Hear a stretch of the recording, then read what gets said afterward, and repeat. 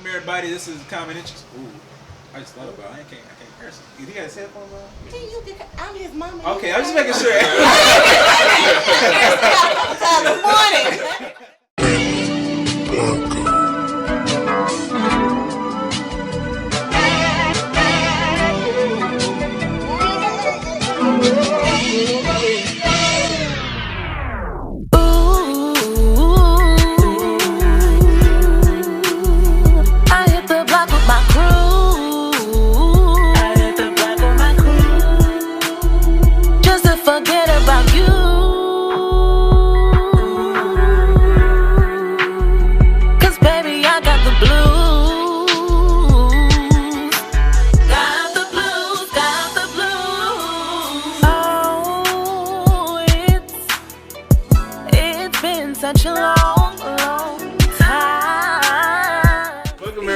This is the Common Interest. Who we have here today is we have Victoria Vic. Thanks for coming out. Appreciate your time.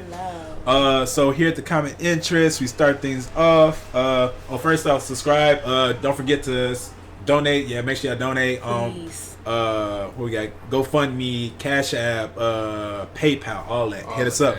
Emails on the Instagram page. Check that. But yeah, Victoria Vic here. So here at the Common Interest, we start things off where we ask you to hit us whatever you want. That's when you tell us a little bit about yourself, how you got involved in music and your brand, how you got here today. Okay. Okay, so to be clear, my name is Victoria Washington. Okay. That's first, last name. That's my music name. Okay. My music is me, so I don't try and be gimmicky about it or anything. Okay. Cool. But my name is also hella long and regal. And so I tell people if you want, you can call me Vic. You can call me Vicki. So I'll answer to either or, as long as it's nice. I'm cool with it. But how did I get here? Wow, that's crazy. Of course, I'm like most Southern singers, especially black singers. We started in the church, started in the choir. You know what I'm saying? And if you listen to my music, you hear it in the background. I'm very big on backgrounds and that chorus and 3-part harmonies. I really enjoy that. That's how we was trained. Yes. Mm-hmm. So I started singing in the church, of course. When I was a little girl, I'm going to tell y'all this. When I was a little girl, I told myself I wanted to be a teacher, a real estate agent, and a singer. How old are you when you talking about? Oh, wait. You talking about real estate? Yeah, I love houses. I love building houses. Well, not building houses, of course, that age, but I love the idea of building houses. I loved interior design and all this, that, and the third. But as a kid, I was yes, this is what I want to do. But as I got older, it all seemed unrealistic. I was okay, no, you need to pick something. Yeah. Mm-hmm. As an adult, as you get told no, I need to pick something. Yeah. And of course, teaching seemed the most realistic, the most tangible. Sure. And so I went to school for early childhood education. I dropped out of school for early childhood education. And then I met my son's father. And he was an artist. He was a rapper. Mm-hmm. And I'm one of those women, I was I am not dating rappers. I'm not going to date a drug dealer like that. And I'm not going to do that. I want to make education. I've dated rappers and drug dealers. But no, I got involved with my son's dad. And he was the first person to put me in the studio. Wow. And we were together 4.5 years. So studio photo shoots, he showed me that it's not all that impossible. And even when I meet people as a singer or in a songwriter, people seem to feel in order to sing or in order to be an artist, it's this distant reach. It's so oh my God, this is so mystical and magical with what tangible. You do. It's so tangible, and all it takes is you opening up your mouth and talking to people and telling people what you want to do. So I've been an artist officially, you know what I'm saying? That was good. So I feel officially I've been a singer songwriter for about 4.5, 5 years. Oh, okay. Yeah. Okay, you got some time on your belt. That's what's up. Okay. So when did you realize you can actually sing? I don't think I ever knew I couldn't sing because my mom sings. And I guess it was just something that I've always enjoyed doing. My stepmom used to joke with me all the time. She's Vic, when you was a kid, you would walk around just making up songs about anything. And I would. I'd just be making up songs. Okay. In my head, you give me a phrase and I'm making a song about it or a jingle about it. Me and my sister would always write jingles. I would sing, she would rap. It was just something that, it's somebody asked you, when did you ever learn that you could play basketball? And when did you ever learn that, you know what I'm saying, you had a gift for people? If it's in you is just like it's as natural as breathing, man. Thanks. So now I learned that it was a gift. Like I knew I had the talent, but I didn't realize it was a gift until recently, and I like maybe like 2-3 years ago, even as an artist, I didn't wrap my head around it being a gift until it was almost taken away. So how was it almost taken away? I even now don't have an explanation for it. I gotten sick, and I lost my voice, and I was just like, oh, I'm just a little hoarse. I'm just, just a little something. It lasted months.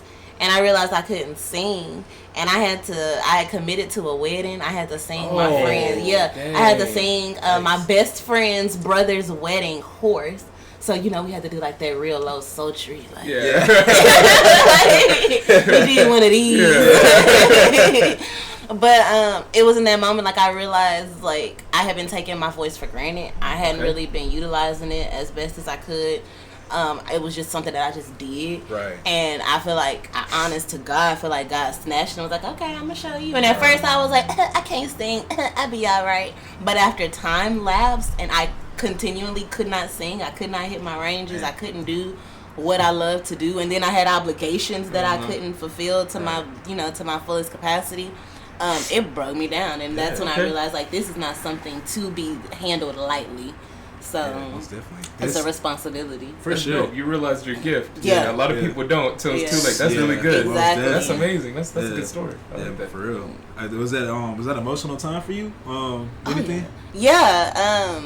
Okay, so of course losing my voice was an emotional time, but in the midst of that I was also going through a lot of emotional turmoil. God put you some stuff, man. And he will, and that's my thing is through I'd say maybe like the past 2.5-3 years for sure, God has really been dealing with me on a spiritual level, not on like a religious level, like get your life in order or you're going to hell. Right. Like it hasn't even been like that. It's been like, come kick it with me. Like let me show you some things. You know what I'm saying? Like I got some things that I need. I got some things that I need to show you about you because there's some things that I need you to do for me.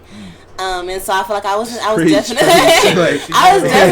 in an emotional. I was emotionally dead. I was in a very toxic relationship that was emotionally abusive. At one point, it got physically abusive, and I feel like when I lost my voice, I had to just like.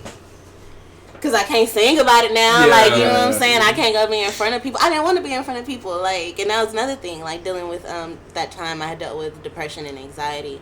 I didn't want to be in front of people. There were, like, a couple people who just loved me to death and kept me booked and kept me in front. But other than that, all I wanted to do was hide away. So, I feel like I had to deal with that before God ever would restore me to my full capacity, because again, it's a responsibility. I can't be irresponsible.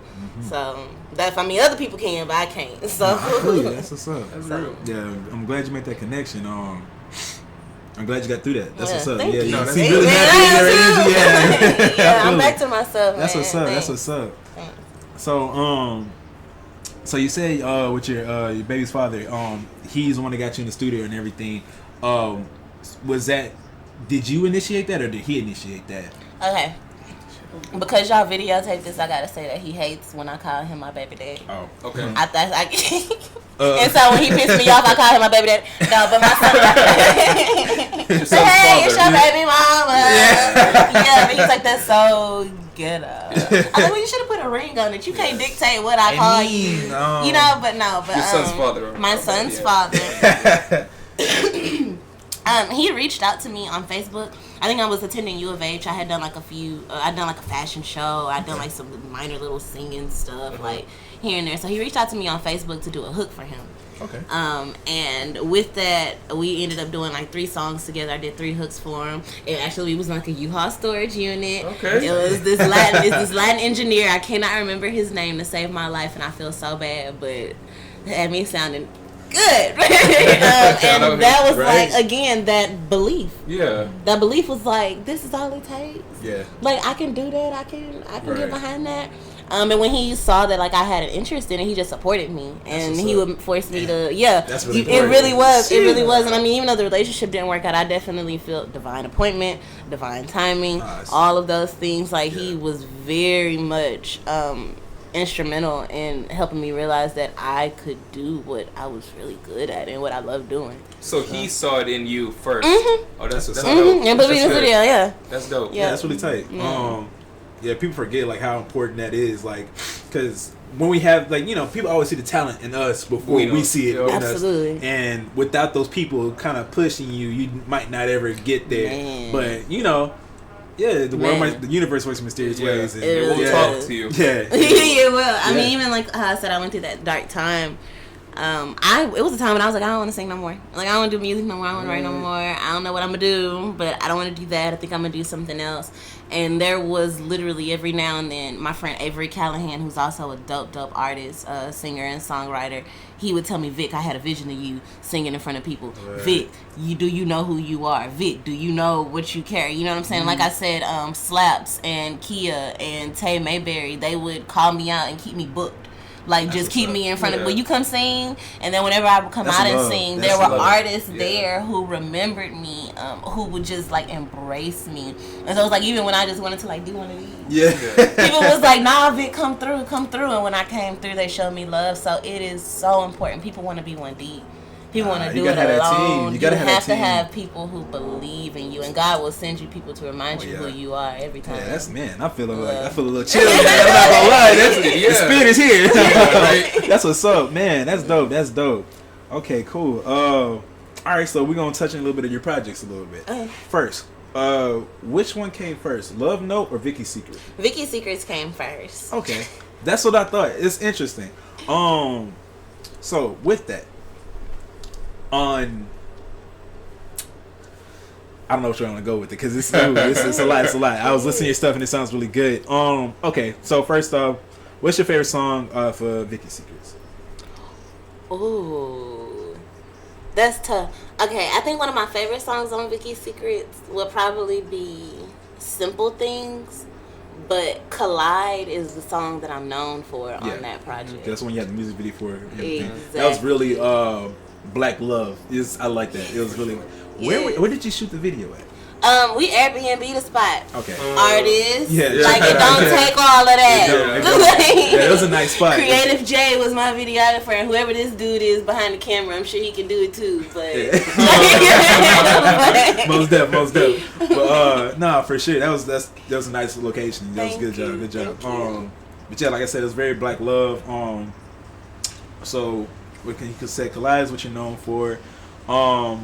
Is that the single that you wanted to push, or that's the one that the people would just kind of listen to and just like they kind of gravitated towards? Okay, so I started my career.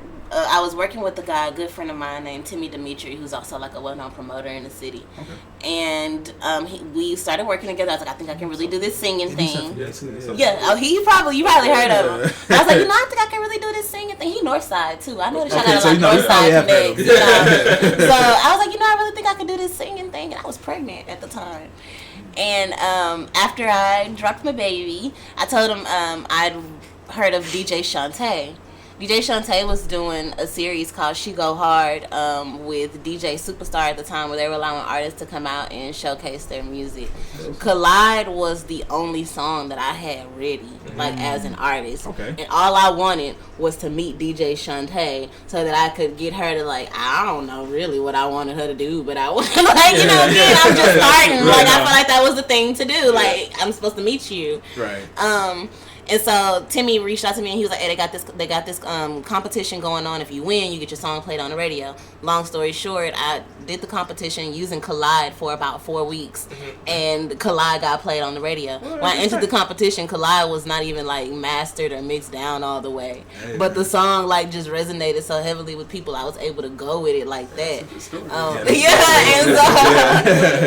That's like when I say everything that has happened in my career, everything that has happened in my life has been at the hand of God, like at the push of God. Because I was like, I ain't got no music. Like, all these people, they've been doing this forever. That was the only song I had. And so I built the project around that, just scrapping together songs that I had been working on, songs that I had been writing but never recorded. And that's how the entire project came about. But it all started with Collide. Okay, that's interesting. That's really tight. So that's why it started off with Collide. Okay, I feel it. That's really dope. Yeah, man. It's, that shows that you don't need all like the bread and butter for your song and everything to. Because if the music is good, it's gonna speak to the people. That's all that really matters. If you got a message behind it, you got that emotion. It's definitely a show for sure. That's what's up. That's what's up. Okay, so which song off the project did you have the most fun making?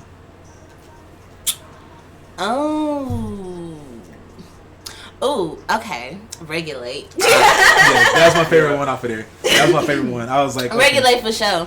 And funny story, Timmy again, because if you shout listen, out to Timmy. Shout out to Timmy, dog. Timmy, like, man, some things happened again. Like, he was supposed to be managing me at that time, and he was. And to be honest, he's responsible for really helping me like get off the ground as an artist.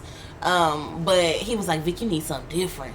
Like, the stuff you do is cool, but you need something different. And he wanted me to do a cover. So he called me. He was like, do Regulate. And I was like, really? And he's like, yeah, do it. I was like, I'll think on it. And so I did it. And somebody commented when I dropped the song. They was like, how dare you drop this man-hating song? I was like, first of all, it was a man who gave me the idea. Why you mad at me? I didn't want to even do it. I write love music. So yeah, that was definitely the funnest song to do. That's cool. Yeah, it's fun to perform too. Oh yeah, I bet. You have a character, so I can tell that not a character, personality. That's more of. I got one question. What's your? Because you touch on writing. Like, what is your writing process? Like, it changes. For Collide, I heard the track and I was in my feelings per usual. I'm a Libra. I stay in my feelings. Oh, I'm a Libra too. Oh, see, so you know we be in our feelings sometimes. Okay. And so, yeah. So in Collide, it took me like 5 minutes. I started with 5 minutes. Not literally, but it took. Cause I had to write it. Yes. But it was easy to come with. I started with the I can't breathe when you're not around. And then I just built from that. Like, I was like, I like that. Like, I like the way that's riding. And I built from that. And then the track, it has that. Like, that's where I got it from. I was like, let me just ride with that. So sometimes I'll start with the song, the music, the instrumentation, and start with maybe a hook. And I'll start writing from there. There's other songs that I've written where I was just like riding down the road and I come up with a melody or whatever. And then later I'll hear instrumental and I'm like, this kind of work together. Yeah. So it just depends on, it varies. My creative process varies. Okay. Do you have perfect pitch? Do I have what? Perfect pitch. Like you can I can hear. I definitely think that I have very accurate execution. Right. But I'm not a perfect singer. Okay. And I feel like that's one thing that I love about me. That's when you listen to like the R&B of the 90s, when you listen to like old music, you did not have to be a perfect singer. I didn't need auto-tune. And a lot of times like, I have to get on Kalani like, hey, drop back on the auto-tune. Like if I sound nasally, if I sound tired, if I sound, if I miss that note just a little bit, like let me do that because it's me, it's raw, it's real. Yes. That's a good comparison. I like that. That's really dope. I like that. That was a really good comparison. For sure. Because when I was listening to Vicki Secrets, that's why I got that. I got early like 90s, 2000 R&B vibes from it. And that's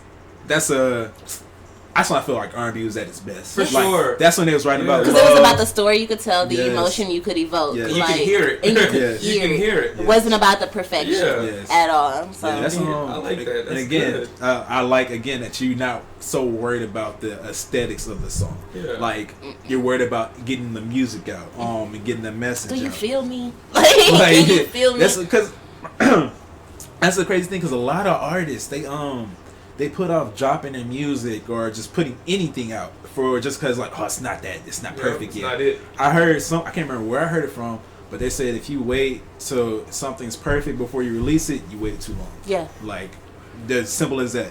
It's a lot of artists getting signed. They're getting signed off of like demos, like, you know what I'm saying, like it's nothing that's not even mastered or anything like that. But what's crazy is like my mom is a singer-songwriter also, and I watched her go through her creative process. She released a single last year called Speak Life. That's cool. That's dope. Yeah, that's really dope. She released a single called Speak Life. It was her first like solo artist single, and it was amazing. But my mom is also old school. She needed all live instrumentation. Okay, yep. She needed things to be top-notch perfection, and it took her a very long time to execute the project. Now, granted, it was on point. Oh, yeah. It was on point, but it still wasn't perfect. Right. Yeah. You know what I'm saying? And I feel like we're not called to be perfect. We're called to be effective. Exactly. And Whoa. that's what I, you know what I'm saying? Like, Whoa. that's what I'm here to do. It don't have to be perfect. I'll perform for you nasally. I'll perform for you sick. I'm honest. I'm who I am. But if you feel the music, like, that's what it's for. Like I said, I have a responsibility. Like, all of that is a responsibility. Most definitely. That's what's up, man. So, do you feel like that your mom was a big influence of why you started doing the writing and singing and everything too? Okay, that's what's up. She used to have a keyboard. Like, I can't play any instrument. I understand. It's I can't play any instrument. So again, artist. I can't play no instruments. I can't read music. And it's not something that I'm proud of, but it is the truth. Yeah. And my mom, on the other hand, has been musically educated. Like, she studied music education. She reads music. She plays several instruments. She has perfect pitch, like super soprano, the whole nine. But I remember being a little girl, like, we lived in this little apartment in Greenspoint, and I would hear her, like, on her keyboard working on this song. And only recently did I forget the melody, because that's how often she would play it. Like, just hearing her, like, just play music and write. So when she released that single last year, to me, that was almost 20 years in the making. You know what I'm saying? Like, so yeah, I've watched her do stage plays, watch hers while I'm in the pew, she's in the choir, she's leading songs. I'm watching people be set free. Like, yeah, she's, oh God, yeah. That's what's up. Definitely. Cool. Do you think the little one's gonna get involved in music?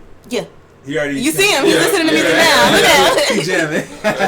That's what's up. I just don't want him to do no gangster rap. Like, please don't tell people we was struggling and you was eating noodles. Like, can you do something? I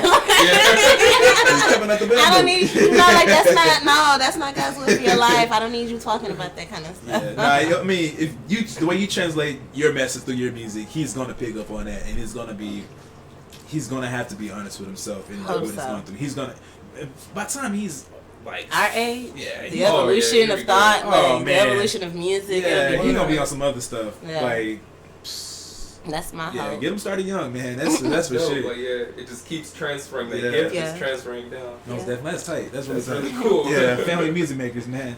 Fucks with it. Funny, my grandpa. He made music too. His name was Big Daddy. Well, we called him Big Daddy in the family, but his name Big Daddy Kane or something. Yeah, not quite.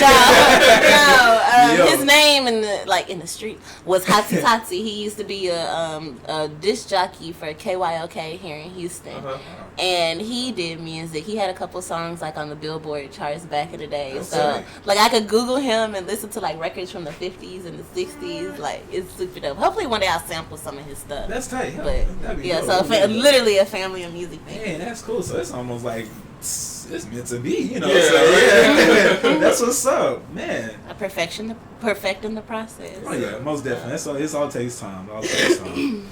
Okay, that's cool, man. Yeah, I like where this is going already.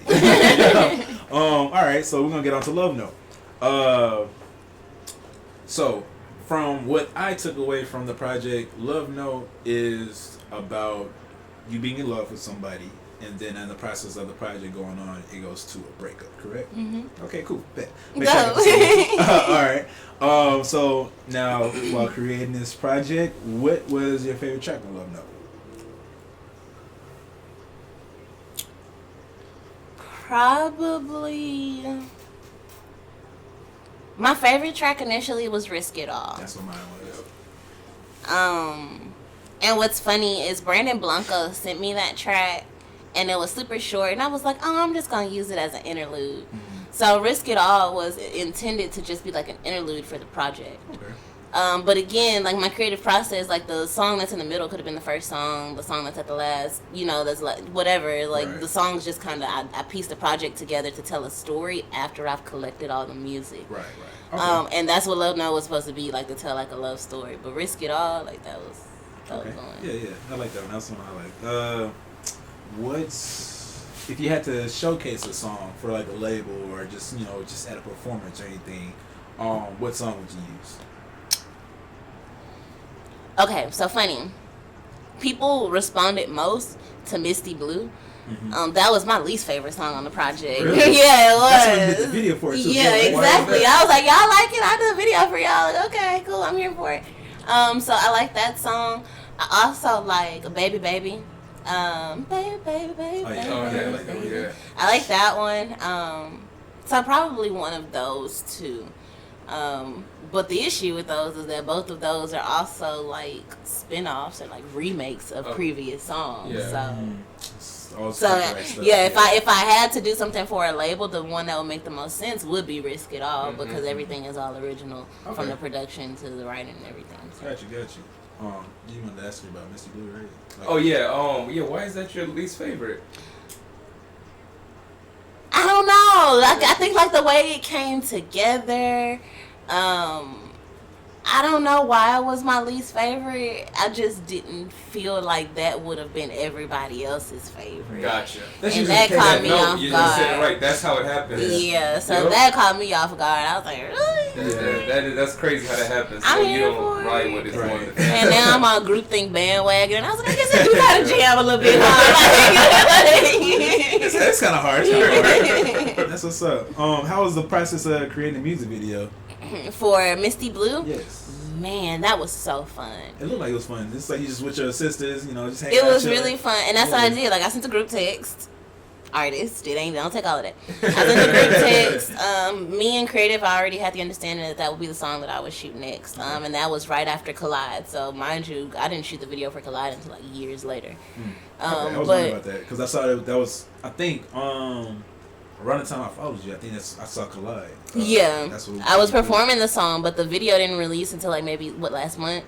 So like it took that long. I wanted the right person to do it, but sorry, Misty Blue. I reached out to Creative. I told them what it was that I wanted, and then I sent the group text to all of my homegirls. I was like, I want to do a music video. Simple as that. And I just need y'all to wear denim and white, and we're gonna probably be at the park or like have some family vibes or whatever. What y'all don't know is all of us. Well, 3 out of 4 of us have kids.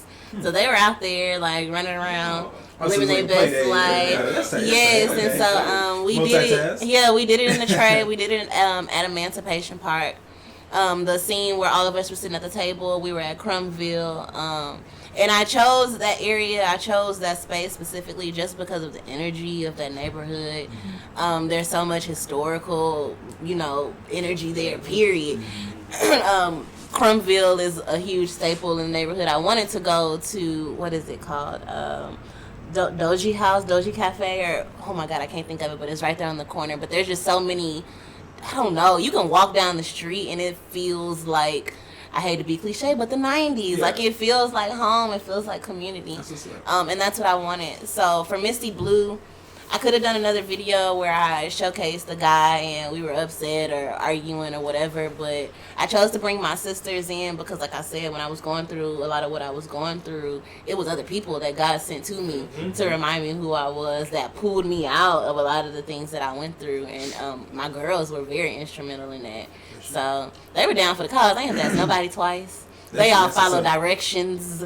Nobody showed up and wear blue, you wear pink. Like, no, they was with the shits, and I was happy about it. Yeah, that's women are the more supportive in everything. Honestly, they And I don't know why people like to think otherwise. Like, black women, we actually get along pretty damn well. We all the time y'all really don't is when another man come involved, honestly. Exactly. That's exactly. But no, that's really dope because I like the scene where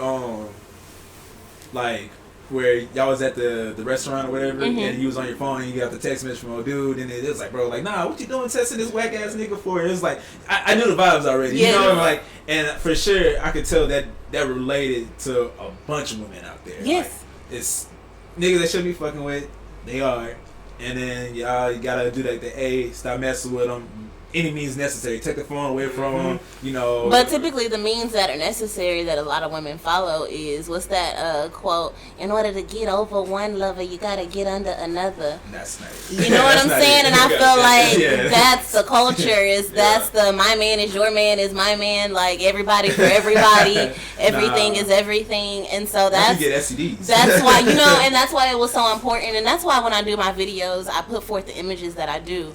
Like for example with Collide, I chose the man that I chose for a reason, because when you go and you look and you research into who he is, that man is a children's author. He's a poet. You know what I'm saying? Like, he is a black man who is really doing things. Kentrell Wright, if y'all don't get a chance, like, look him up. He wrote a book for young black children called Perfect Just Like You.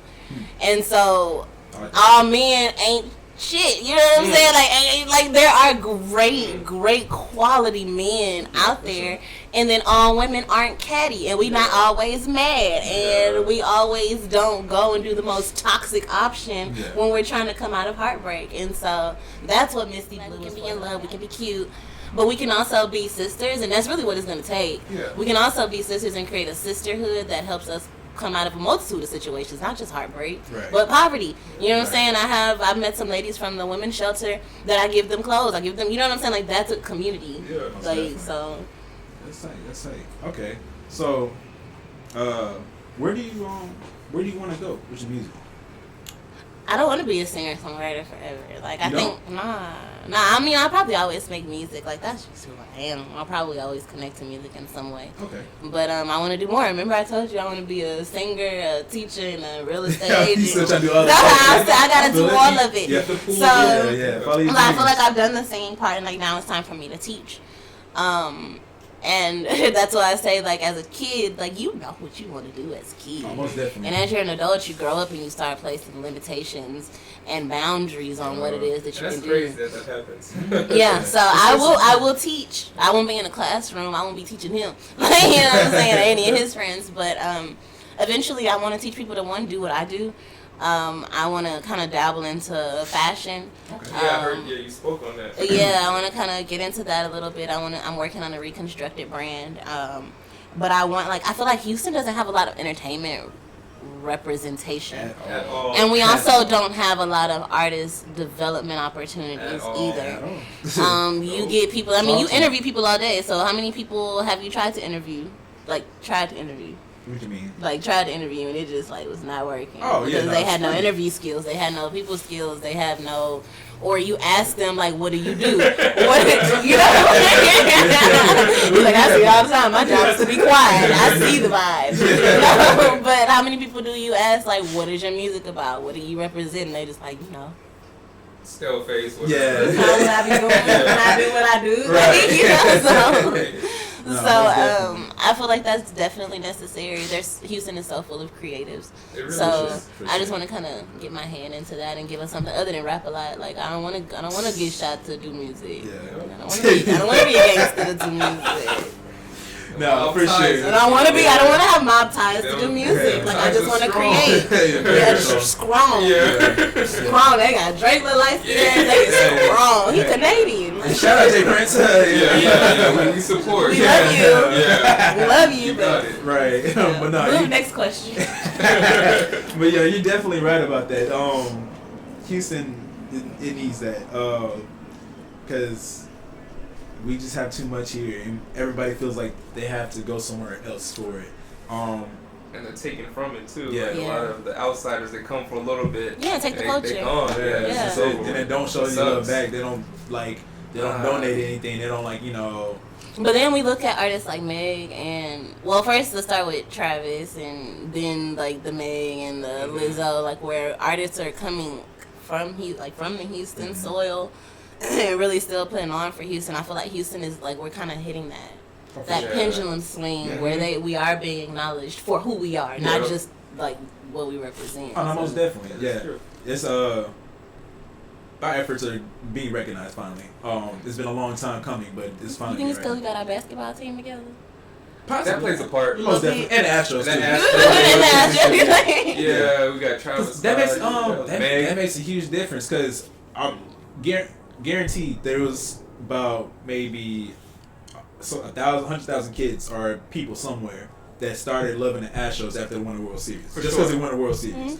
Same thing with the Rockets, because James Harden's on there. Like, oh, I love James Harden. I love the Rockets. Like Westbrook coming from OKC, he came over here. It's like, okay, now they're gonna switch their love over the Rockets. Yeah. Like, you know, all that stuff makes a difference. It kind of sucks. It takes all that because Houston has a lot to offer. The city has its own, but you just gotta find it. But and then you gotta think, like, just as I've had conversations with people in the recent years who still equate Texas with like horses and hats, like cowboy hats, like genuinely. Yes, that's crazy. You know what I'm saying? So a lot of it is just the ignorance. Like, people don't know. I thought that was dead. And a lot of people equate Houston with like Slim Thug, Pow Wow, like Trey the Truth. And don't get me wrong, they are still that like, is Houston. My music is Houston. Everything I do is Houston. Like, that's why Crown Vic, like, the Lord, but I'm still quite Houston. Yeah. You know what I'm saying? Like, so, but we have so much more. Yeah. It's a lot of talent that's here and it's growing. Yeah, like, again, like people like you, that's great, because, I said this before, in the next 5 years or so, like, Houston's they're gonna get people around for their money. Because we're gonna have those places where artists can develop themselves. We're gonna have those media outlets that actually we work on Houston artists, and other artists are coming here to like get their spotlight and everything like that. That's why they call Atlanta Wakanda. Atlanta's doing that. Like, they shoot all the movies in Atlanta now. Yeah. It used to be Cali, and now it's in Atlanta. You know, you see that Georgia Peach after everything. What? Yeah. Like, it's crazy. Everything. Like, yeah, Atlanta is definitely the black business mecca. It is. For sure. And it's because they all work with each other. Yeah, they don't like each other. Yeah, you from my city. We gonna figure it out. Yeah, we gonna figure it out. Any Atlanta rappers, you can talk. They have a story of when they worked with another big artist now that's from Atlanta before they was really big. Like, oh, he used to live on my block. I saw him. He was making music. We worked. Boom. Simple as that. I feel like that'll be Houston's story because the scene is very small. Yeah, like a lot of people. It's very interconnected. Yeah, it's very small, but it's getting way bigger. Yeah, but like, I can guarantee that I know at least 10 people you know. Absolutely. Yeah. Sure. Absolutely. Yeah, hands down. I saw one you did an interview with, like, I went to high school with. See? Yeah, small world. Yeah. For sure.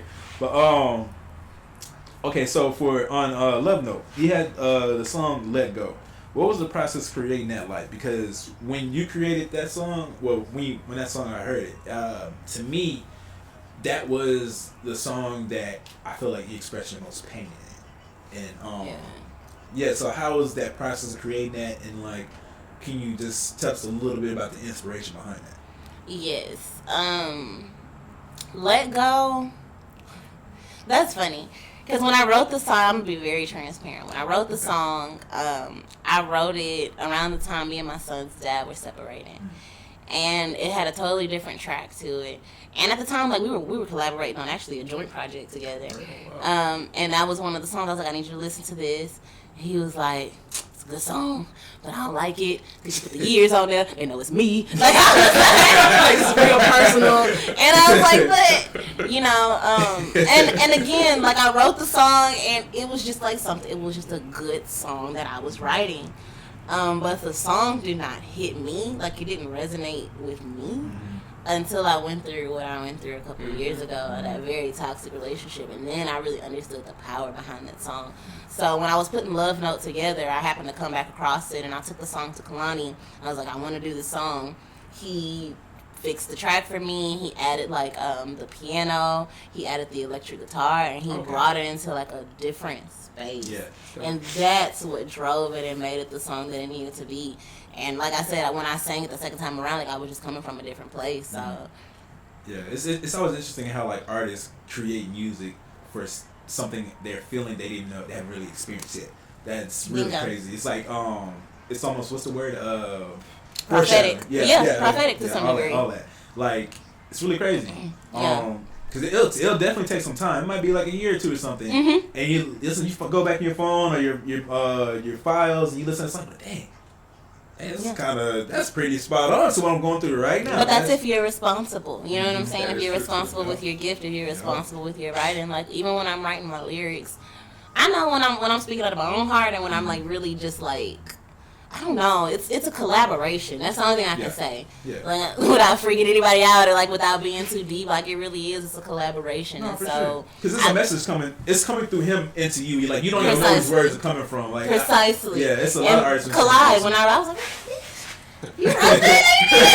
Like, there's a lot of times I step back and I'm like, yo, you did that? Yeah. Like, you wrote that? How did you sing that? Where'd you get that note from? Right. Like, it's always a collaboration. Yeah, it was, what song was that? It was off the Vicki Secrets. Regulate. It was a note. At the end, you hit that note, and I was like, she was feeling that mug. Okay, yeah. But again, it's like, that's what I love. Honestly, I love R&B more than rap. I love rap and hip-hop, but R&B just... It moves you differently, and then like emotion. And then when y'all sing it, it's just you don't know like Sorry, he jamming. Yeah. Son, can you turn your music down a little bit, please? It's like you trapping hard over there. It sounds like some future or something. Lord. Anyways, daddy, put that music on there. Let me just. You gotta get that money up, you know, get the vibes. But no, most definitely, it's just the way like singers translate their music, it's man. I wish I could sing. I really do. Yeah, because I be bullshitting. But also, I realized God didn't give me the gift to sing because I knew I had to ass with it. You wouldn't know what to do. Yeah, no. I'd have been like a Chris Brown, like I girls all over the crib, doing whatever. Brown. Yeah, I'm wildin'. Yeah. But nobody would mind if you wouldn't be like, carry on. I mean, do they really mind? Yeah, right, exactly. Yeah. I mean, at the end of the day, it's still breezy, you know. But yeah, shout out to Briss. But I'm not getting that conversation. Okay, wait. That's a rabbit hole. It is a rabbit hole. It's a rabbit hole. Nobody wants to get their ass beat. Nobody. No, that is true. That is true. No, but like you said. But I mean, it's a rabbit hole. I'm not equating anything. I'm not dismissing anything else. But it is also true. She was putting her hands on him first. So just let that be known. But you shouldn't hit a woman. Nah. Don't hit no woman. He ain't even hearing me. He not. Yeah, it's cool. It's cool. He not. Worry about that money, man. But and women don't hit men. Like, hey, that's another topic. Yeah, that's a different story. You like them big and strong. Keep your hands to yourself. Simple as that. Hands in your pockets, sis. Yeah, but why do women why do some women kind of like feed into that? What? Like they like the aggression. It's toxicity. It's all like I feel like things like that.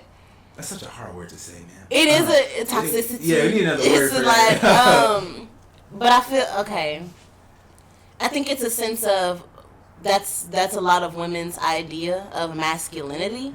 Wow. I feel like that's and that's what I'm saying. Like y'all trying to get me down a rabbit hole. No, that's what we're here for. But that's a lot of women's idea of masculinity. It's a lot of a women's idea of security and protection. I feel like for me personally, I like a man of aggression, of a certain level of aggression. Yeah, that's but I also, because I have been through some things and because I know better, I also like a man with some sense. You know what I'm saying? A man who also has respect for other people. Not just me, but for other people too. Like, you can't just be walking around slanging over cigarillos because the man didn't give you the right, the right chain. Right, so it's like there's levels to aggression, and I've learned that a man can be powerful, he can be stoic, he can be strong, and not be agitated or aggressive. So I don't know. Yeah.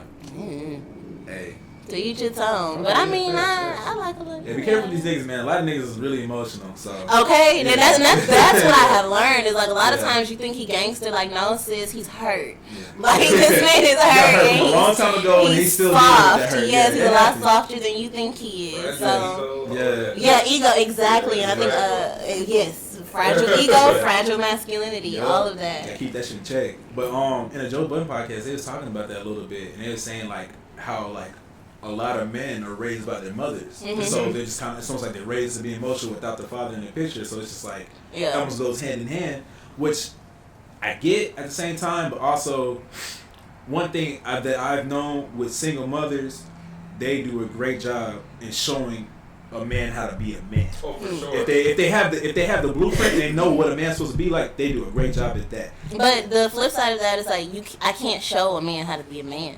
Like just like a man could never show me how to be a woman. And I mean, even if that man was raised or by a village of superior women, you can give me the concepts, you can give me the idea, you can give me the training, but you cannot show me. I can't show him how to be a man. Yeah. At the end of the day, it's my responsibility as a single mother to make sure that I put him in an environment around good men. Yeah. Not just any man. Like, I don't need a man just come play stepdaddy or nothing like that. I got a homeboy who will come and pick you up and you know what I'm saying? And I feel like, yeah, unfortunately, because of the disproportionate ratio of men to women, like there are a lot of single mothers out here who are raising boys. And I had a conversation with a couple of my other friends who are also single mothers raising boys. Like, he's 5, you know what I'm saying? Like, when do I stop the come here, let me hold you, and when do I start training him to be to be that warrior?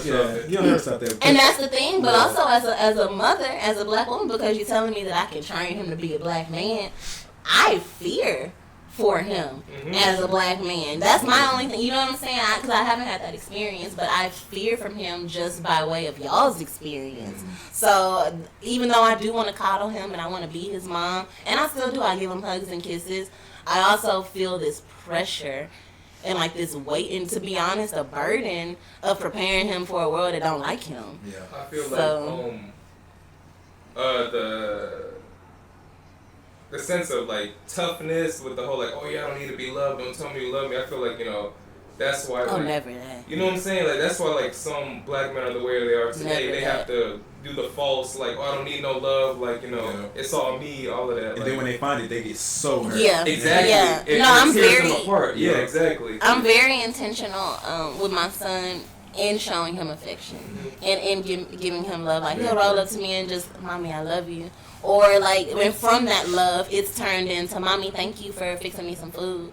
Mommy, I appreciate you for cleaning up my room. Right. You know what I'm saying? And so we've created boundaries where it's like, it's okay for you to love me. Yeah, like, man, we came home late one night and I put him in the bed and he's like, Mom, come lay down with me. And I was like, no, I gotta clean, I gotta do this, I gotta do your laundry. And he looked at me and he said, or you just can't. Or you can just lay down and cuddle with me. And I was like, okay. I just had this wig on. We about to lay down and cuddle, baby. And that's what we did. We cuddled and went to sleep. So there's definitely boundaries. And I've learned from loving broken men who have not been loved the right way by their mothers that my love for him, the way I show him how to love me, like that's everything. Yeah, that's really important, man. Yeah. Black mom's love is powerful. Wow, man. Cause they do some stuff for you your dad would never do, and it's like it's stuff they do for you. They won't even tell you that. The bond, it's different. It's way different. Like it's way different. Yeah, it's magic. Yeah, for sure. It is. Very. Yeah. You're doing a great job. What's up? Back on the music. Have you written songs for anyone, or would you? I absolutely would. I've collaborated and like helping put songs together. I have people reach out to me to write for them, but I work with budget because I am a single mom. You gotta pay me to write. Yeah, no. But no, I've done like hooks for people and things of that nature. But I don't do as much writing as I wanted to because I've been focused on being an artist. So, but that's something that I want to segue into as part of my artist development is writing for other artists. Okay, that's the bag. Yeah, that is the bag. It is. Yeah. It is. Them royalties do wonders. What? They never stop coming in. Man. And then like you asked me earlier about my perfect pitch, like there be songs that I be writing that I can't sing. Or like as a creative, like there's places that I want to go in my music that my brand won't allow me to go. Right. And I feel like being a writer, like you kind of get to be the person that dominates the avatar. Yes. And I love that. Like I see you, I hear your pitch, I hear your range. Let me. Yeah. You know, in so the shadows with exactly. Yeah, no, that's real. Yeah. In the Rick Rubin Andre 2000 interview, it was a great interview. If you haven't watched it, check that out. You know, Andre was saying that he feel like he don't got the pen game like that no more. He can't just create like that.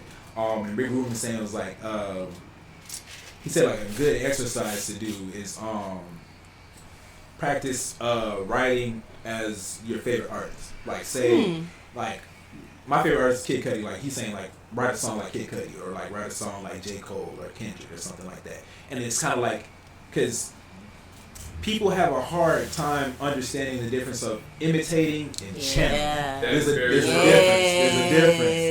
Yeah, it's a big difference. So, you can channel the artist, and you can write the stuff like you would think they'd write it, but at the end of the day, it's your words. You know what I'm saying? So it's like, it's going to come off as your own, and then you can still create your own flow, and then you can always edit. Don't ever be scared to go back and touch up on some stuff, man. You don't have to, whatever you write down doesn't have to be finalized. Like, niggas be in the studio changing shit. Like, they'll send shit up and come back, and they change. You listen to back, it's a different verse. Like, come on. Chicks be in the studio changing shit. I mean, come on. As long as it gets that final product that comes out is great, and the message is received great, that's all that matters, man. But okay. Who's your producer? Ooh. Or do you have multiple? I have a couple producers that I work with, but I try and keep it tight, so that I can, like, you know, source the same people. I work with, Kalani is my engineer and also a really dope producer. He's one of the very few people who can engineer R&B vocals. That's really hard to find in Houston. Like, people who can work with me. Everybody's so used to working with rappers. I also work with Brandon Blanco, Brandon White. He's out of Dickinson, Texas. I work with Stunt Doja.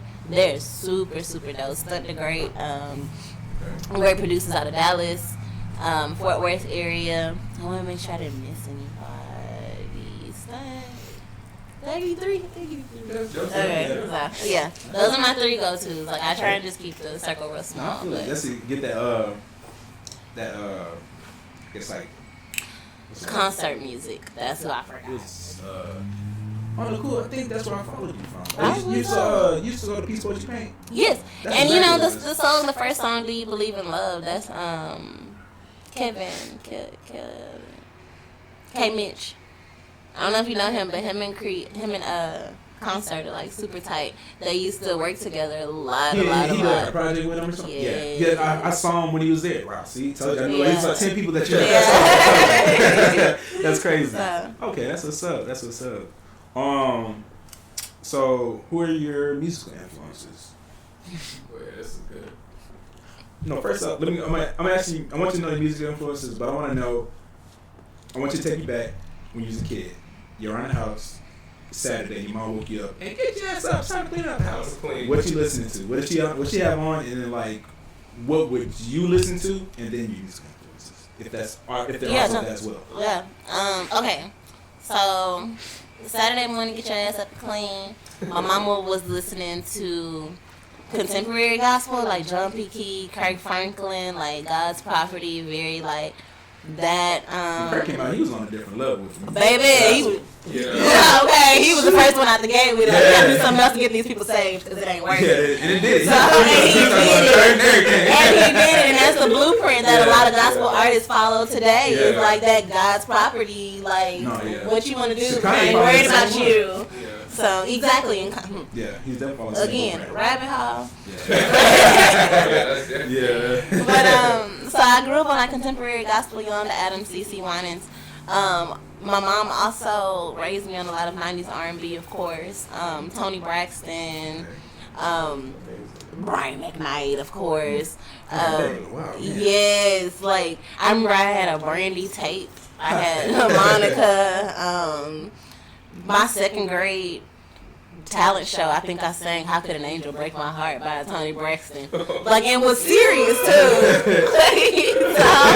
that just give y'all like some context. What you know about heartbreak? Like, baby was woo. No, but yeah. So that was all of my musical influences growing up. Contemporary gospel. And just 90s R&B, like I just remember us rolling around listening to a lot of R&B. Anita Baker, of course, that's one of her favorites. Yeah, all the 90s greats. Yes, when I say, man, I give all thanks and honor to my mom.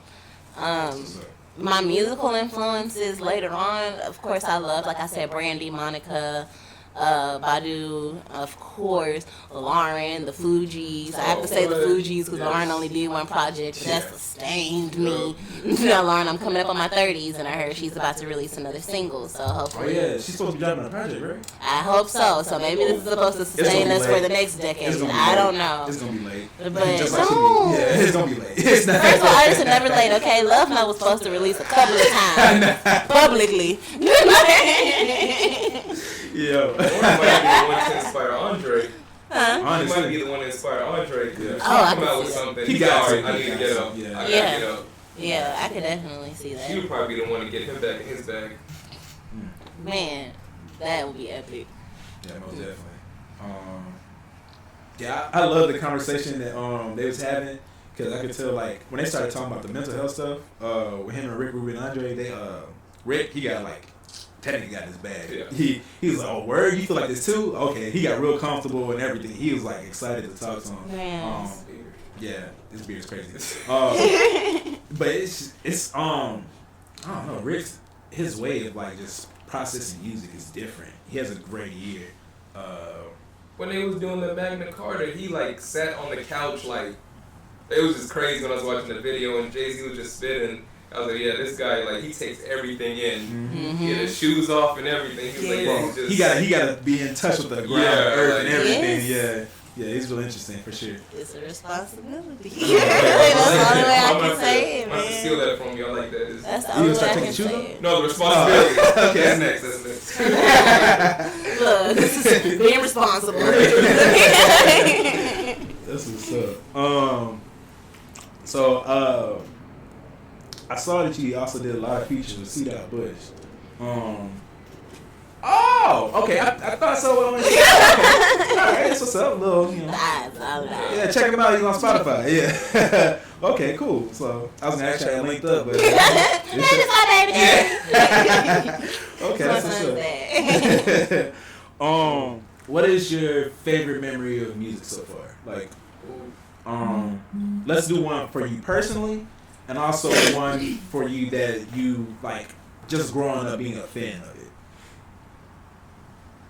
That's a really cruel question to ask. Because I feel like as an artist, like, I am music. Music is everything to me. Music is everything that I do. Like, my favorite memory of music, I don't know. I can't answer that question, and I don't want to, like, be that person, but I can't answer that. Because, like, I remember, like, being a kid, sitting in front of the radio, like putting my little blank tape in, waiting for my favorite song to come on, and like I need to capture this moment. Like that's a favorite memory for me. Like that's nostalgia for me. Or I remember like a particular song, whether it be an R&B song or like a gospel song, that I've heard a million times, and all of a sudden it just hit me a totally different way. Ooh, I love that feeling. Like you're like, I've been listening to this, or like you start listening to the words, and it just starts to like unfold for you. Bro, that's when tears like, kind of that's powerful. And I feel like that's like asking me like, what was your favorite moment with God? You know what I'm saying? Like I can't give you that because it's a relationship. Like I'm in a relationship with music. Like we had multiple moments. So that's what's up. I'm sorry. That's a good answer. That's still a great answer. I love that. Okay. Well, you got anything else for it, bro? What mainstream artists would you like to write a song for? Ooh. That you think that like your pen would I would like to write for. I like to write for Kalani. Okay, definitely see that. Yeah. Summer Walker. Definitely see that. Yep. SZA. I would like to write with Snow Allegra. Ooh. Yeah. She's fire. I just want to like, cause the way that she like pieces things together. Like I know in my sonic, when I do in the studio, like when I'm adding those different tidbits and those layers. But when you listen to her music and the way that it comes together, it's very unique. What? It's almost euphoric. Yeah. Like it's crazy. So yeah, it do. Yeah, it's definitely euphoric. Yeah, I could write a little something for Chris Brown because his writing sometimes, like, he first of all, he's never produced a bad song. Nah, never. Him, Drake, like, they've never done a bad song, period. Yeah, but I'd like to write. They don't like tossing Chris in that category, but it's definitely factual. Oh, yeah, Chris doesn't release a whole lot of bad music. Yeah, He'll put out a bunch of repetitive music. Yeah, and that's the thing. That's what I'm saying. Like, his writing style, sometimes you be like, where you going with this verse, Chris? This is long. Yeah. And, like, the melodies be switching up, but then it just all come together. Like, okay, you made it work. I don't know if it's because you came on a little aggressive. You know, that's what we like, quote unquote, but... Holla at it, Chris. Please don't. Please don't, Chris. Where you at? Yeah. But no, we definitely try to get the other ones going. Summer, sister, Snow, Kalani hit her up. If you need a little pen game help, she definitely got it. That's what's up, man. Anything else I got for you? Oh, okay. Did you kind of did you touch on Crown Vic? Really? Kind of, sort of. You want to talk about that next, or yes, no? Well, I'm still birthing it. I'm still in the process of birthing it, but yeah.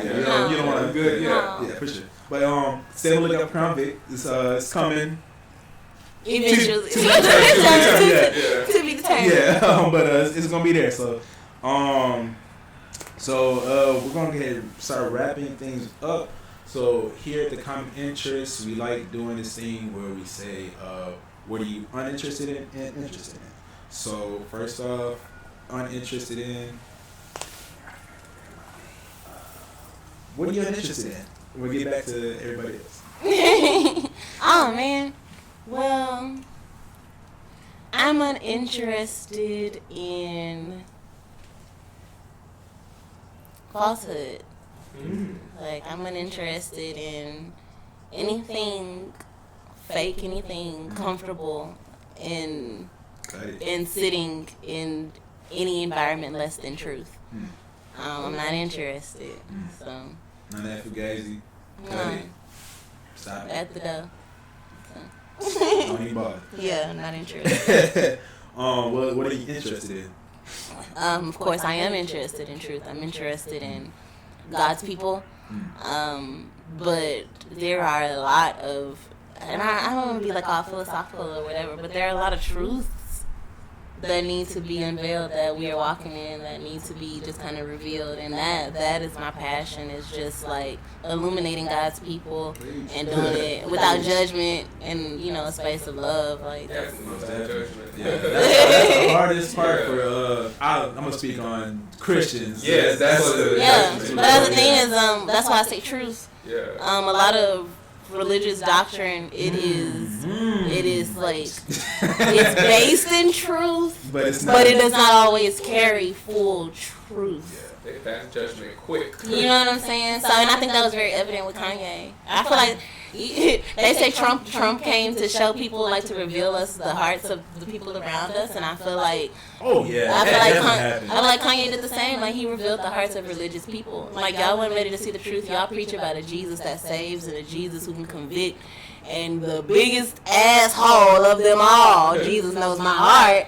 He completely changed, and, you know what I'm saying, uplifted in front of a million people, and instead of supporting him, people would rather tear him down. There's a parable in the Bible about that, like the prodigal son and all of that. So, yeah. Do you think what he's doing is sincere, or do you think I think that it ain't my job to think about that. True. I think that if I say that I want to be like Christ, I want to do what Christ did, I want to represent Christ, I want to be like God, I care about God's people. If that brother say he rolling with me, then he rolling with me.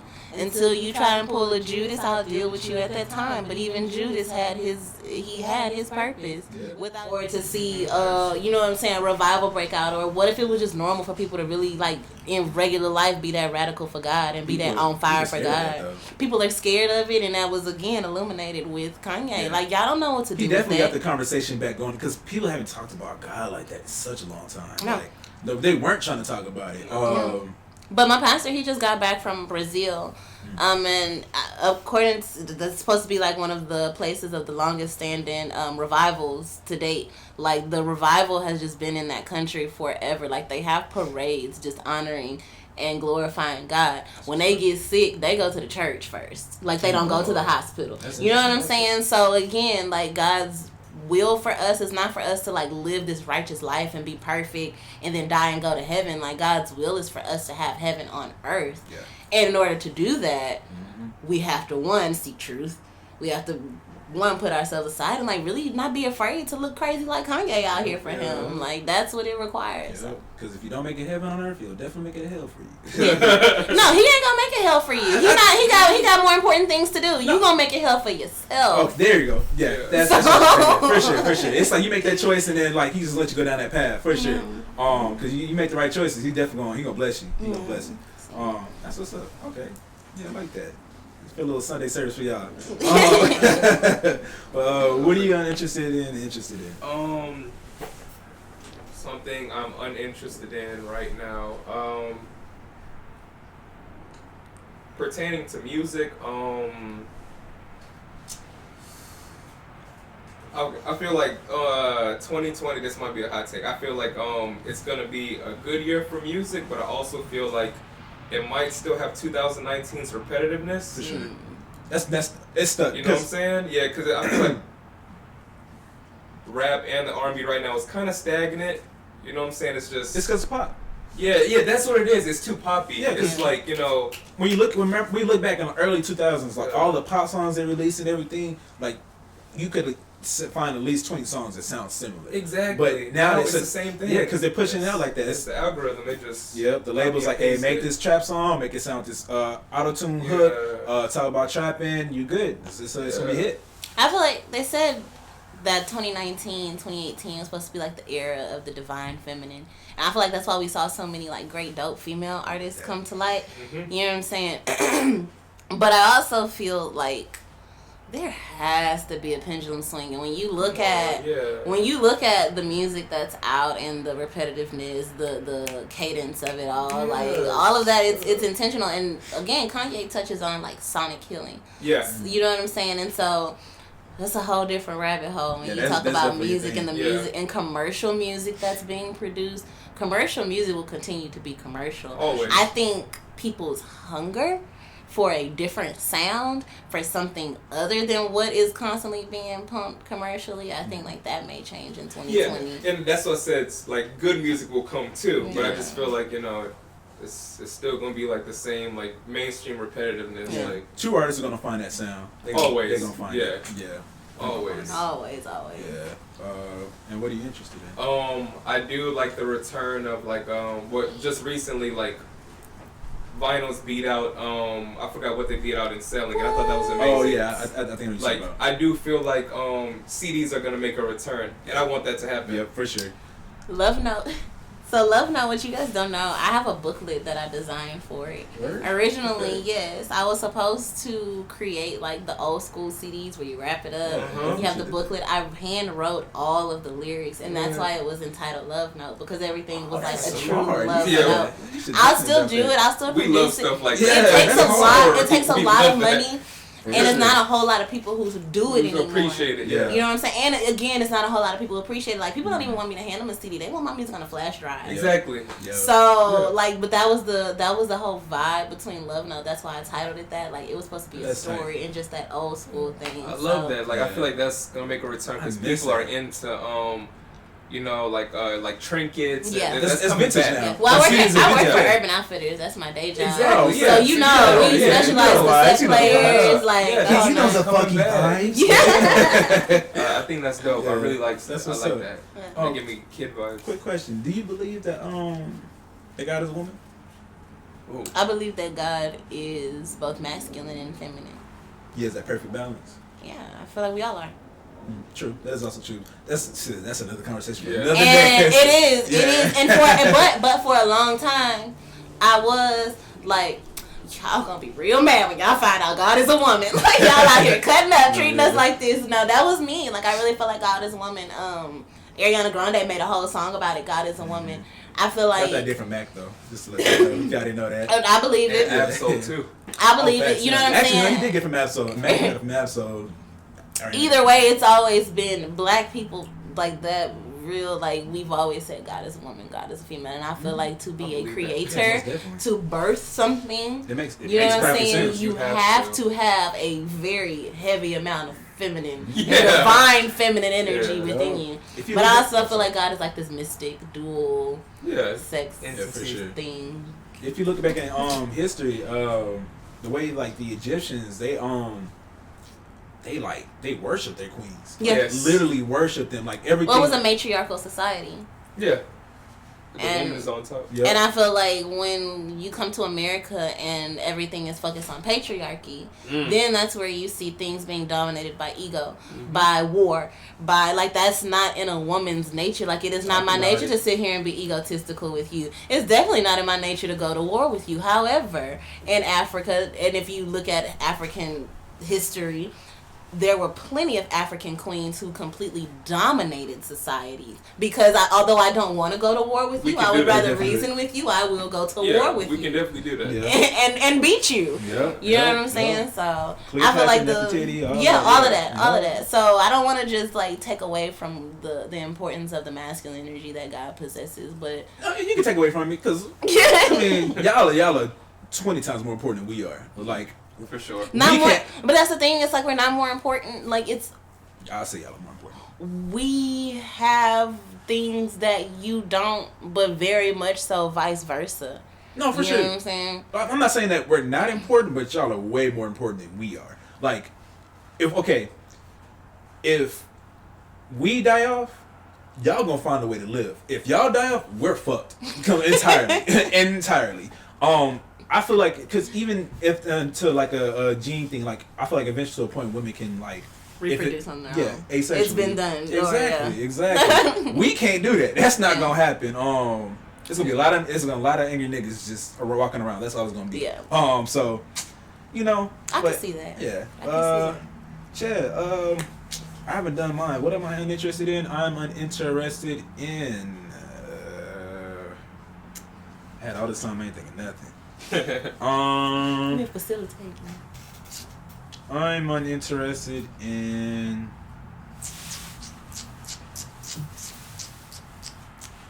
Dang. Yeah, y'all been making me mad recently. Dang, y'all messing up. Let me see if I got anything, any notes or anything. What's something to be uninterested? That's what I'm saying. I can't even think of nothing right now. What are you interested in? What am I interested in? I am interested in. I don't know about that either. How you feel about this war that broke out? How like we was just like. Oh, that's. How we was just like, hey, we're gonna impeach you, and he's like, no, you're not. Boom. Okay. So I guess that's what I'm uninterested in. I'm definitely interested in that. We should not be in other people's countries causing war. When was the last time the American soil seen war? Yeah. Like. Yeah. And at the end of the day, me personally, y'all can say what y'all want or whatever. Y'all can subscribe to what y'all want. Y'all can say like, okay, he was killing American soldiers, which he was. Granted, but again, they're in their countries. If they came to our country, what are we gonna be doing? Okay, but at the end of the day, through all of it, I also believe it has something to do with money. Always. Yeah, America's a greedy country. It's always been greedy. It will forever be greedy. So, yeah, we can't stand for just blowing up an airport, like an international airport, like civilians were in there. No. Well, they said that it was an accident. It was a mistake. Now this is my thing: is Iran? They admitted to it. They was like, didn't mean to do that. My bad. You know what I'm saying? But even if it was unintentional, that is the casualty of war. And I know civilians are supposed to be off limits. But I understand that. I was in the military too. But if that was like America, we would have took it way further. You know what I'm saying? Look how 9/11 happened. Exactly. But that's the thing is I feel like America has the privilege of like throwing a stone and then hiding its hand because we wish you would. We wish you would come over here. It's the where's the balance? Because if the tables were turned, people would still be crying now like, oh, we gotta go over there, send everybody. But we make memes about that. Yeah. You know what I'm saying? It's well, I think we make memes about the war period. I think we're very I'm just saying, like, it. if that happened to, like, Bush Airport, God forbid, you wouldn't be seeing no memes. You would just see like all of the propaganda. Yeah. You know what I'm saying? Yeah. But it happened over there, and it's a meme. Like it's I don't know. Yeah, man. America.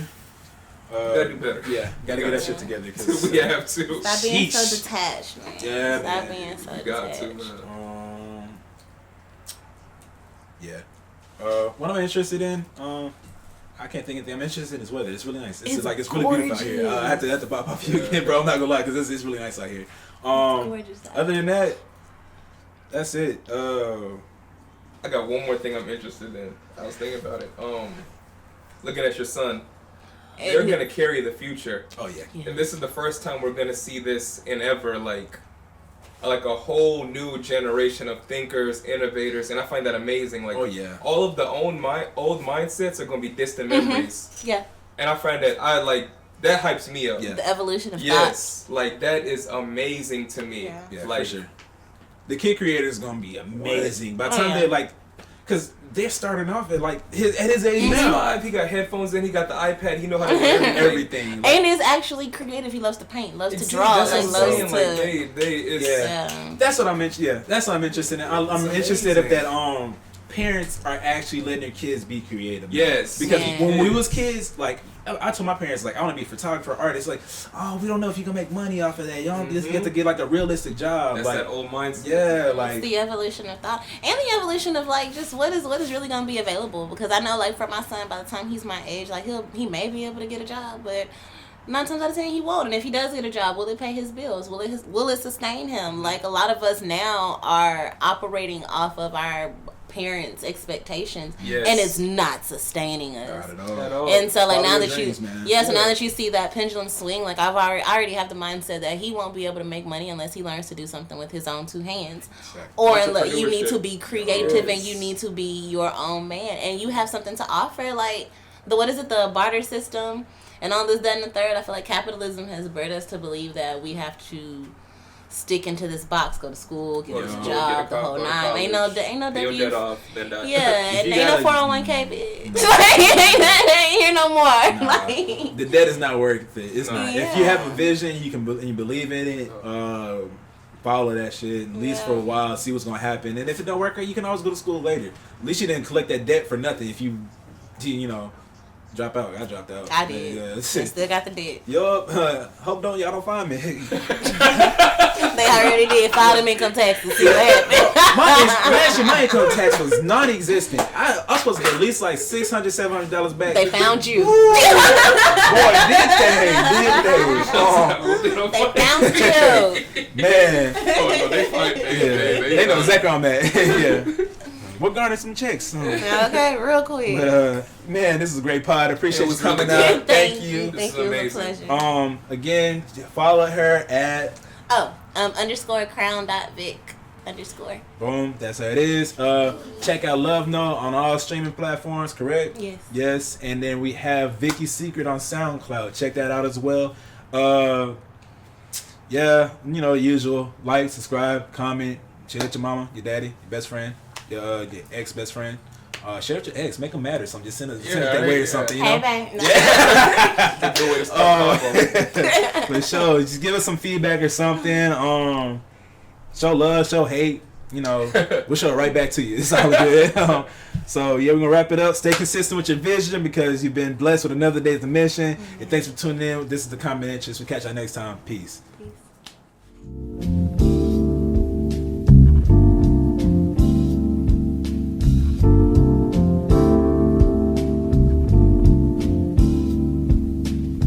Tick-tock, the time passes by. You won't talk, I won't walk, so we stuck and we at it again.